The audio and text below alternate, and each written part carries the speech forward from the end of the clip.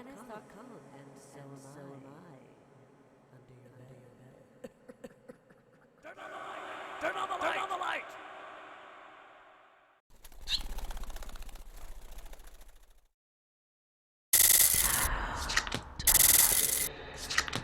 Hi there, Libra. This is your weekly reading for the week of November 30th. I hope that your holidays are going to be lovely and bright and that the dysfunction of Thanksgiving is on the way out. Was that crazy or what? I tell people the story that I avoided everyone possible. It was just me and my 3 sons, and yet it still had to get stupid.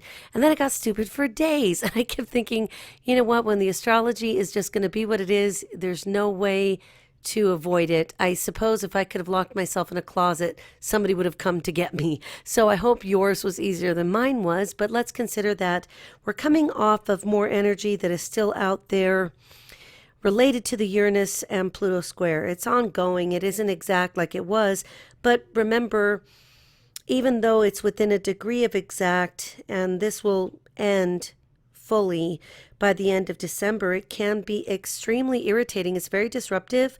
And even though it can cause some problems, I think of it like this, that let's say you have a structure, a home, and everything looks good on the surface and everything is going very well.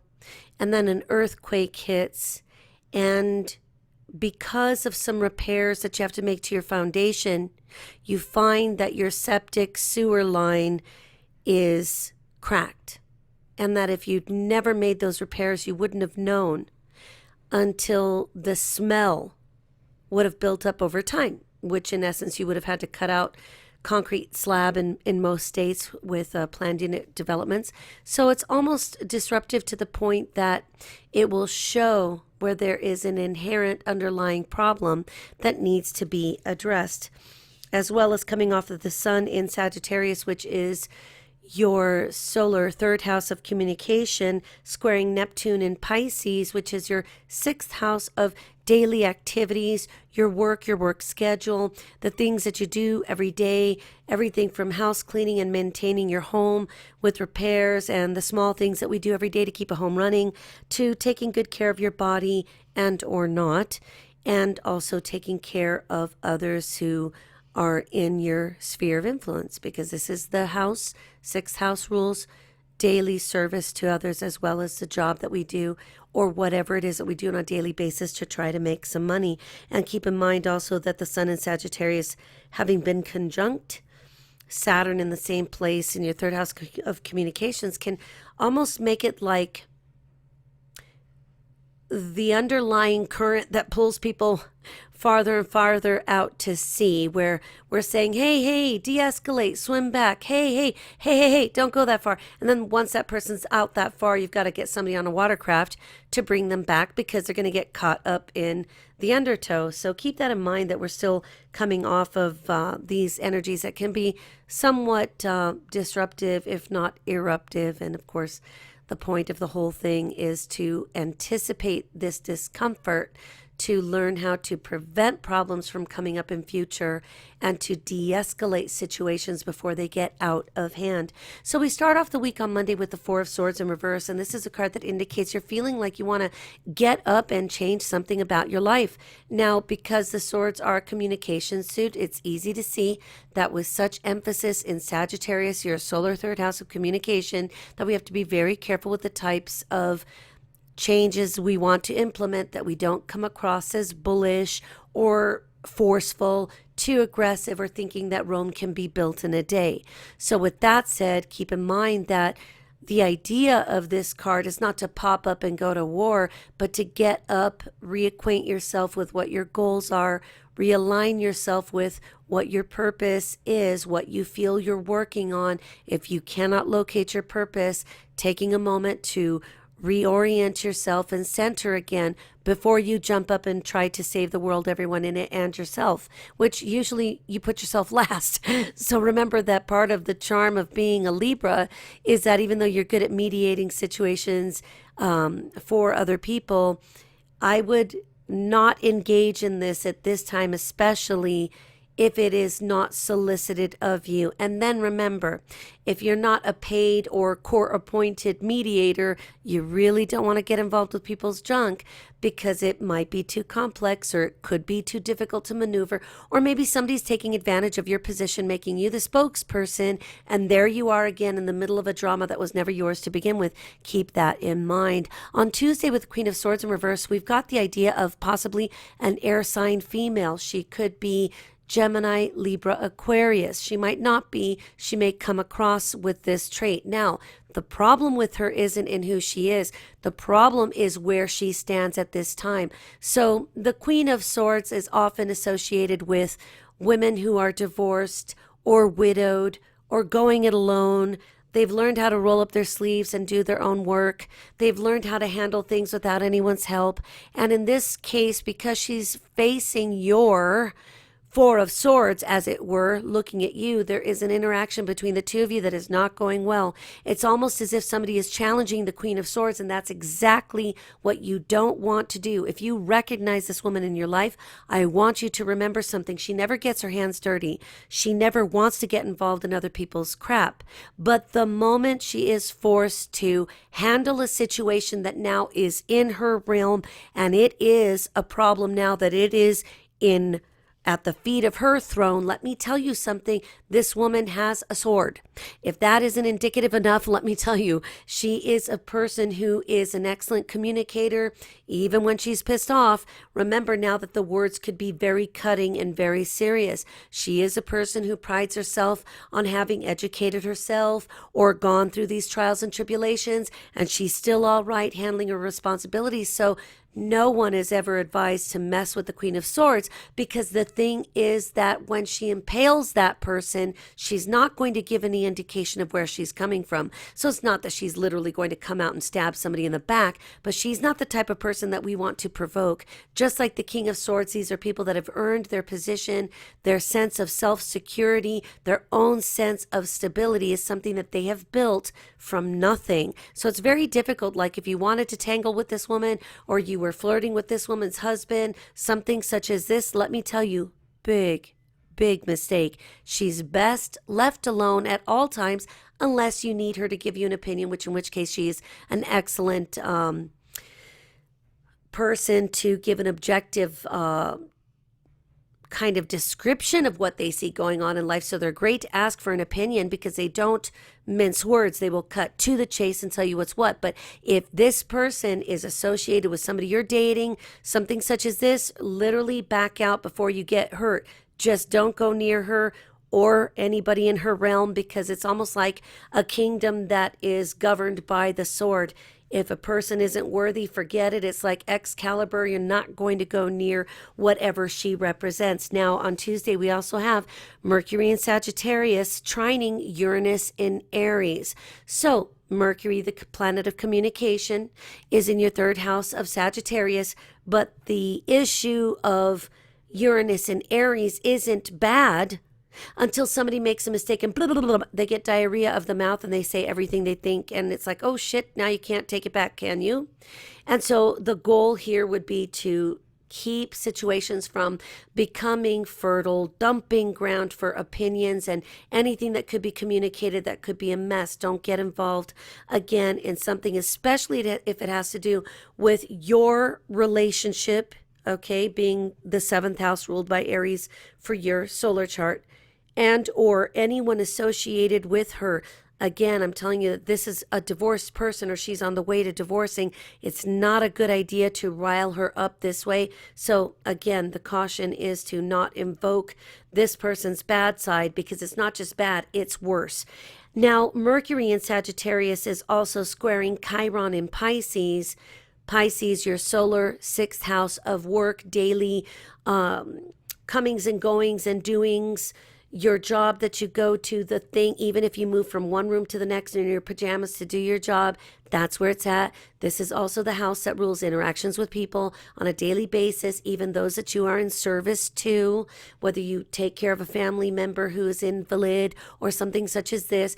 Acts of service are found here. as well as these are the areas in the solar chart that are a result of the 5th house, which is ruled by Aquarius in your solar chart, which represents your children, your early home environment, your siblings, your cousins, your half siblings, your step siblings. All of these people are here, and as a result, whatever is going on there, if you're young enough, of course, would show up in the 6th house of Pisces. But this is what the issue is. Chiron now being direct in Pisces is giving you the clue that there is something that needs to be worked out, and it's probably painful. Chiron isn't known as the wounded healer for no reason, because this is also what Chiron does to bring the healing about. That once we accept old wounding, past disappointments, issues that cannot be corrected, no sense in resurrecting the dead only to bury them again. This is where major lessons involved, which actually help to cause our growth, if you will, into the persons we're meant to be in this life. Mercury in Sagittarius also sextiles Apollo in Libra, your solar 1st house. Apollo is saying, be the leader, be the stand-up person, stand up for yourself, stand up for what you believe. If somebody's bringing you some drama that doesn't belong to you, tell them to please, thank you, but no thank you. Take it back where it came from. Tell these people to handle their own issues. Libra, if anything, you're a brilliant diplomat, but if you aren't a political diplomat, there's no sense in trying to mediate family problems or other people's relationship issues. Forget it. It just isn't. Unless you want to go get a degree in counseling psychology, you want to become a behavioral therapist, a marriage counselor, a sex counselor. If you want to get into that, then do that, but fully knowing that you're not here to save the world. If you want to work on a situation in your life, let it be about you first and yours. And then everybody else can get in line right there. Not allowed to tax you when you've got enough on your plate, and you do. The sun in Sagittarius, again, that 3rd house of communications, is sextiling Ceres in Aquarius, your 5th house. So here is a power struggle of some kind. It relates to either people related to your home environment, your romantic partners, your girlfriend, boyfriend that you're dating but not married to. Here the power struggles are obvious. They could relate to your siblings. Maybe you've got that one sister that is a nightmare and you've never been able to get it under control because you and she don't see eye to eye. Well, this is where compromise will take you very far, and compromise is only possible when we acknowledge what everyone's role is. What is their individual story before we take it and look at it and sort it out and say, what can we do with this mosaic if they are not interchangeable and we can't get rid of any of these parties? What do we do with them? Well, perhaps we have to create a new mosaic. And look, if it looks like something that's abstract, check out Picasso. Even in his abstract ways, we're all just mystified by what he's done and why we're attracted to it. So make something new from something old. On Wednesday, we've got the Queen of Wands, and this could be a fire sign female, somebody who is a Leo, Aries, or Sagittarius, or has those rising sign traits. And maybe this is just a person who comes across as fiery, dynamic, natural, down to earth.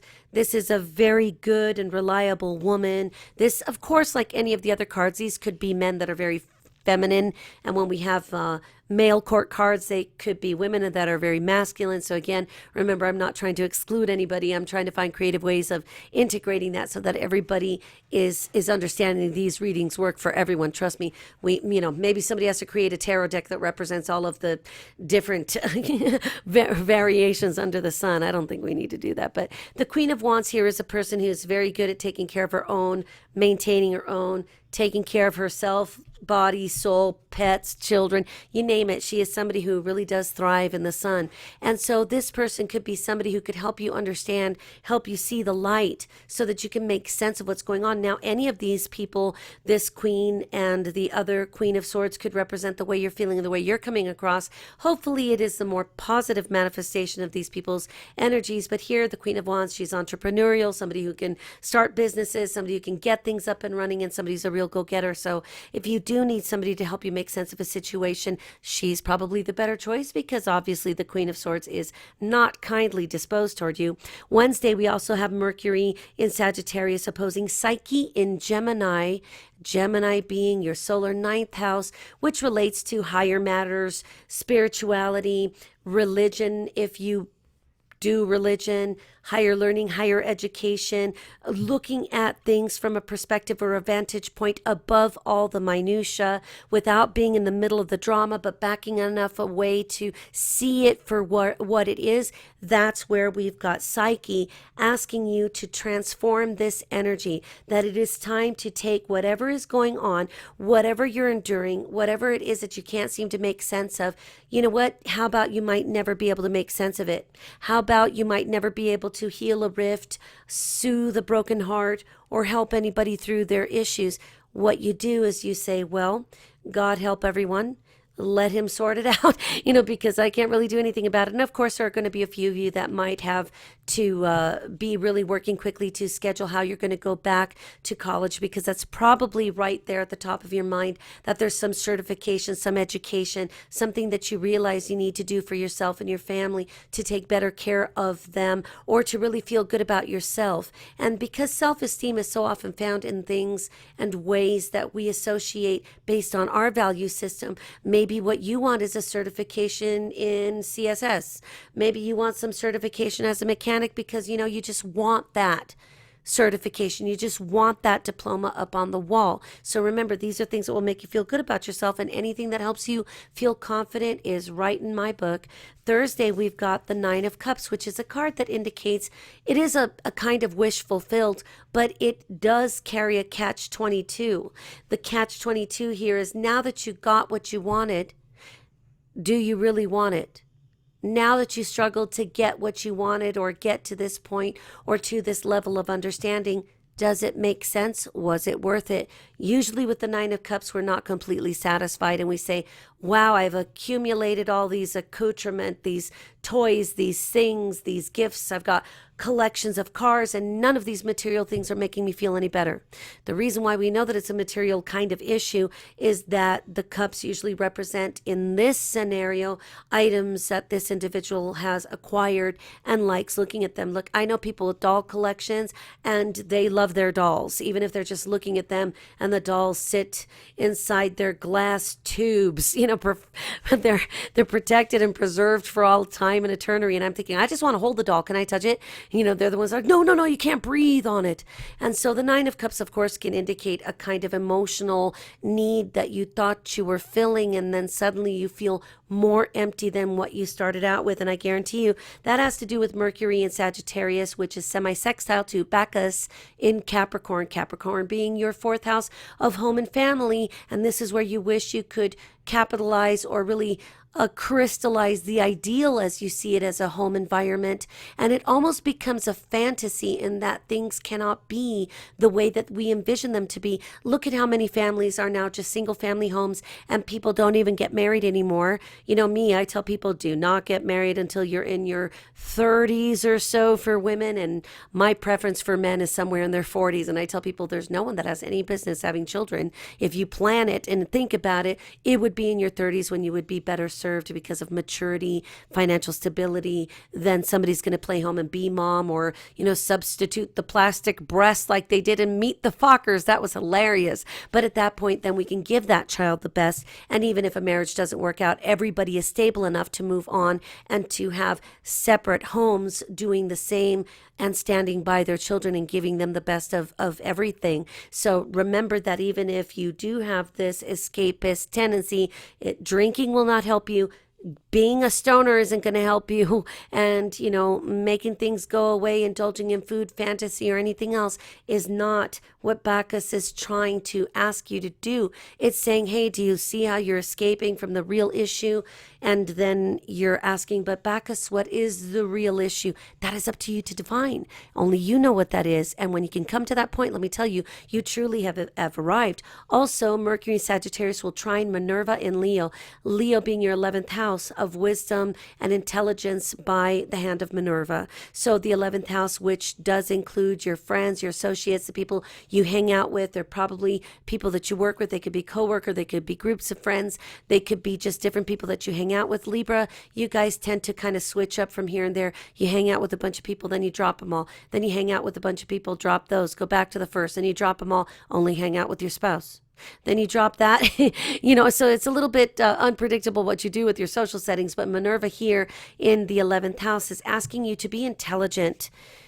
Use your wisdom to see through the veneer that people could present. Why do people do this? I don't know. For anyone to say that it's not reasonable that a person will do whatever is self-serving to their end is ridiculous, because that's what humans do. Even when we try to be upfront, it takes a lot of wisdom, age, and I'm happy to tell you at almost half a century old, it has taken me a long time to figure out what I want, what I don't want, and what I won't bend on, and what I will compromise on. But we all have to learn that in stages, and unless you're my age or older, you know what I'm talking about. We all have to remember that our younger counterparts that we'd like to mentor, we're saying, hey, look, you don't realize that this will not be significant. At a future point in time, you're going to look back and say, Lord, really, I was making that much of a big deal? What do I care if this group of people doesn't like me? But Minerva wants you to remember that being wise in your choices of people that you hang out with, being intelligent, making solid choices that make sense. And obviously when dramas erupt and there's jealousies between friends, and this one tried to take that girlfriend from this one, that's when we go, okay, so look, anytime I'm involved in a situation that propagates or promotes or even just is the causation for the drama, I'm out of here. And then go back to switching up like you usually do, because you guys are good at this. Also, Mercury and Sagittarius will sextile Cupid and Libra. Libra being your first solar house, because I don't know your natal chart because I can't see it. But Cupid here is asking you to kind of take care of number one. Understand, though, all things are fleeting in life. It's like we tell people fame and fortune are fleeting. When you die, fame doesn't matter, and fortune you can't take with you. In the next dimension, we don't even need these things. Although I've seen people using, in the other side, long story, denominations of currencies, which I fully knew were one currency or another. So trust me, we can do those things if we want, but it no longer becomes a necessity. So the whole idea here with Cupid talking to you, for those of you who are single, honestly, if you meet somebody about this time, don't have hope for it. Just make a new friend and see where the friendship goes. Don't look at the next individual starry eyes and say, oh my gosh, I found the one of many maybe here, but definitely not something that's going to bring you stability. This is just a little bit of honey on toast to help you enjoy the holidays if you're single. Friday, we have the Two of Pentacles upright, and this is an indication that you feel like for some reason you're either balancing two acts, balancing two jobs, living in two worlds, acknowledging two life situations, like two families, two personalities. I'm not saying that this is like a schizophrenia a hallmark. This is more of a real situation where you're trying to keep two sets of people happy, and that might include you being one of them and your partner being the other. But there's a duality here and something that you're keeping going. Now, let me draw your attention to the art in this card. Look behind the person who is juggling with the greatest ease. It looks like the tide's coming in, and this person needs to take heed. I've been in situations like that where I'm literally on the sand. Like when I was a kid, my parents took us almost every summer up until they were starting to divorce to San Felipe. And it was wonderful, Baja California, because you could just walk forever. But let me tell you something, you're walking right over the bed of the ocean. And when that tide's coming in, you better get your ass back up onto the shore, because you might run out of time if you're slow. For example, we don't take invalids or people like little children that we can't carry if we've got more than one. And that's what's happening in this picture. These boats are being tossed around. This is a precarious situation. And what the art is alluding to is that trying to continue this duality, trying to make everybody happy without considering your own self-respect and boundaries, which is really part of the astrology this week, that sooner or later that ship's going to tumble, the other ship's going to crash into it, the tide's going to come in, this dude juggling is going to have to run his ass off to get away from the ensuing disaster. Now, at this point, it's a warning saying you can't hold this up forever. You can't keep it going forever.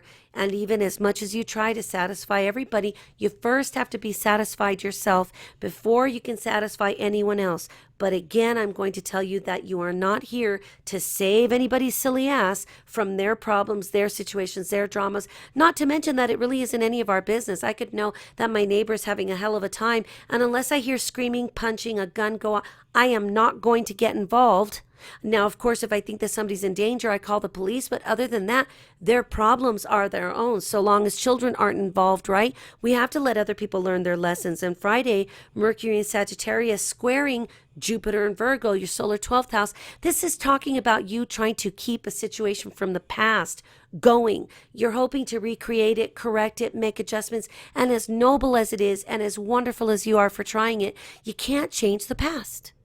Now, it reminds me of, I gotta say this, my son loved this movie when he was a baby. Every night he would watch The Lion King. And Pumbaa says, you gotta put your behind in your past. Timon says, now, settle down. You're going to hurt yourself. The truth is that we have to remember the past is where it is. There's no need to do anything with it other than to look back maybe from a place of wisdom to see where we can prevent things from happening again. If it's a past life experience, truly, I don't think so. Jupiter and Virgo is very grounding for that 12th house.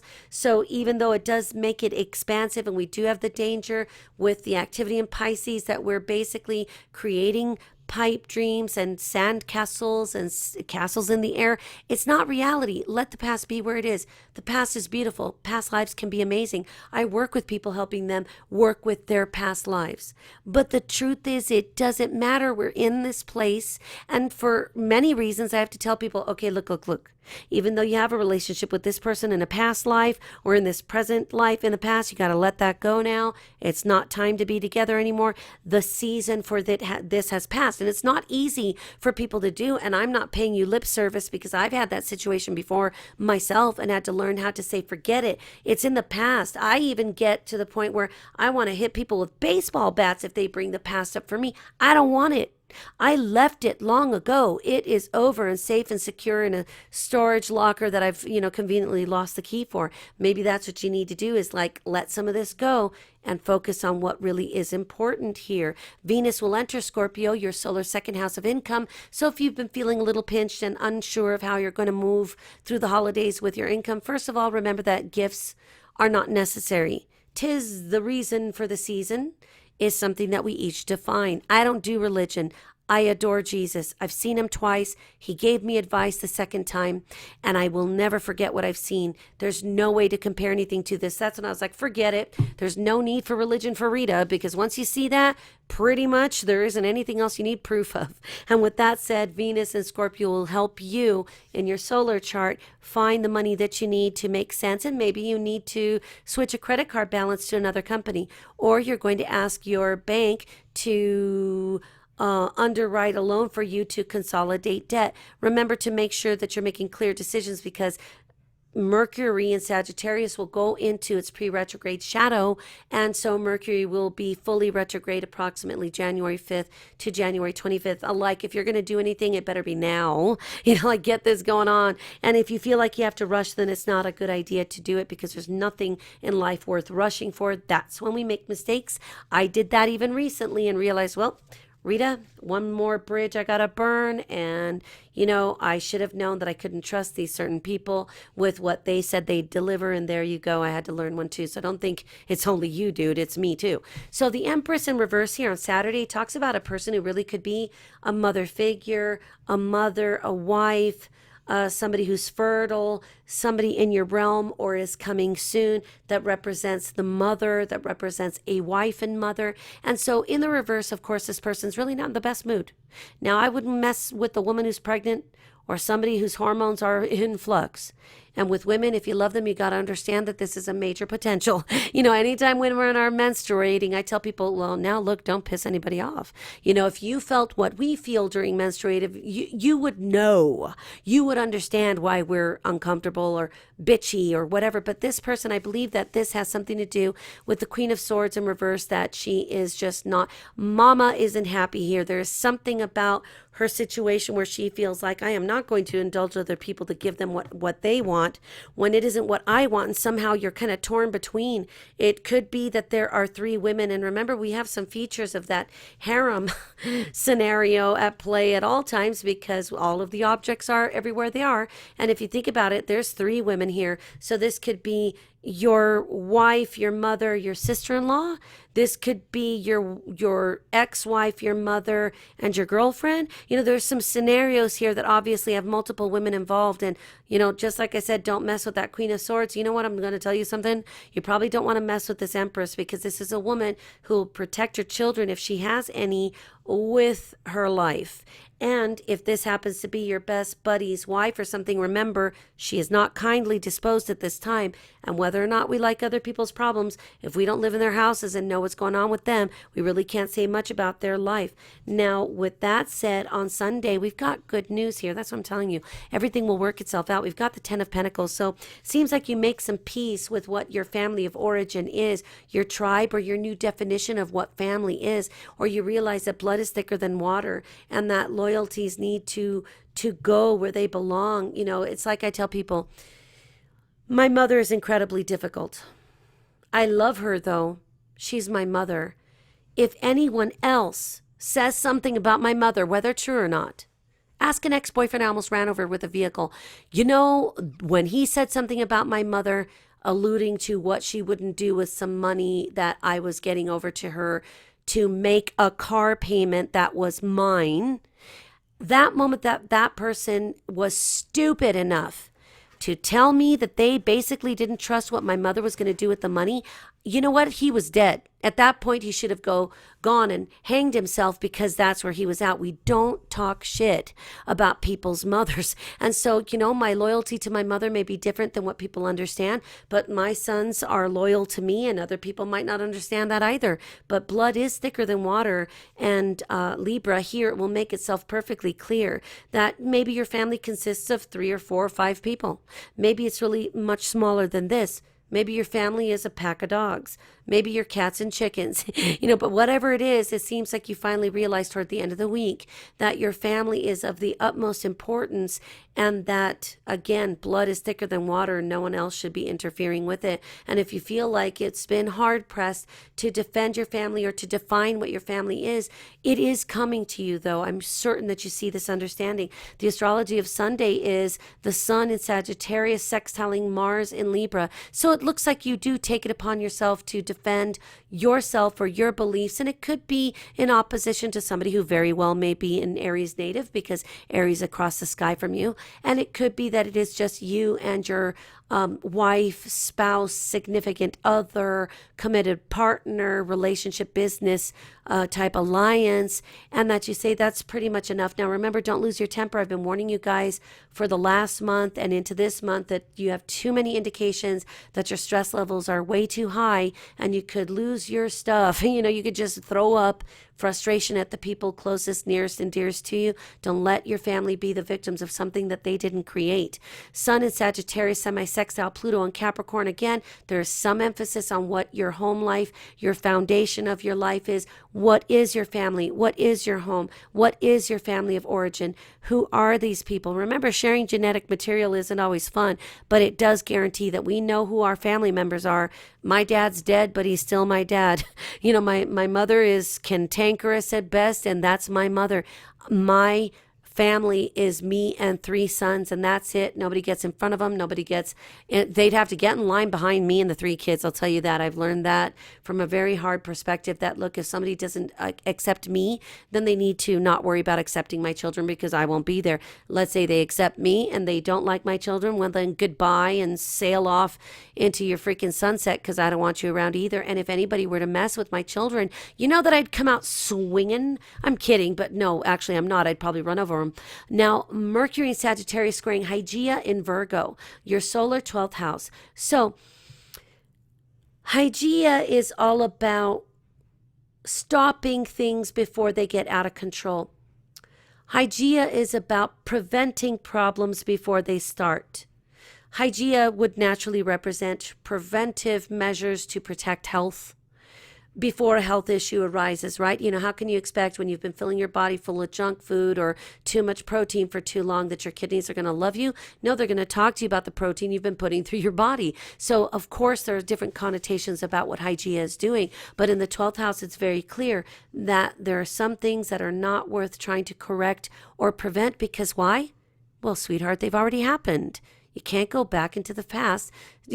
Watch the classic movies of Back to the Future. You can't go back into the past to correct or prevent something in the future. It's already occurred. It would mess everything up. Even if we didn't really rely on any types of physics principles, we're pretty sure that the movie Back to the Future was enough. Those movies were enough to get us to understand, okay, we got it. So Mars and Libra squaring Pluto and Capricorn also is where you need to just be very careful, because it looks like you can blow up, throw up, have a complete conniption fit with the people in your family. And trust me, none of it is worth it. None of it is worth it. Whatever it requires to keep your sanity, to keep your structures, is going to require boundaries. And I want to part on a specific note.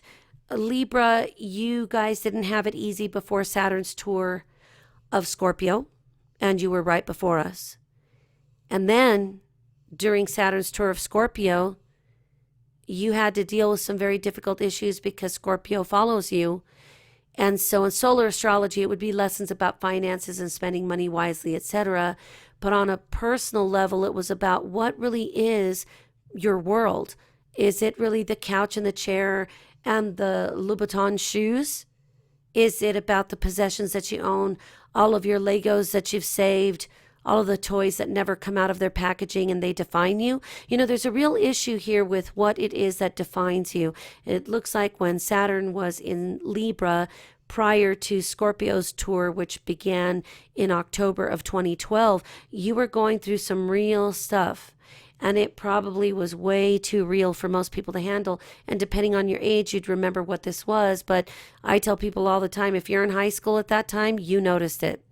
And that's a very conscious kind of awareness of a difficulty. And then when it moves into Scorpio, more lessons, right? Now that it's moved into Sagittarius, the universe is really talking to you about learning to communicate effectively, which also involves learning to stop communicating when necessary. And again, understanding that even though you're an excellent diplomat, unless you're like our buddy John Kerry and you're doing diplomatic work in other countries, don't volunteer to solve other people's problems or correct them for them, because those things should be handled in the realm of those people. You've got enough on your plate just being you and enjoying life as you should be. God bless you, Libra. I'll be talking to you in a week.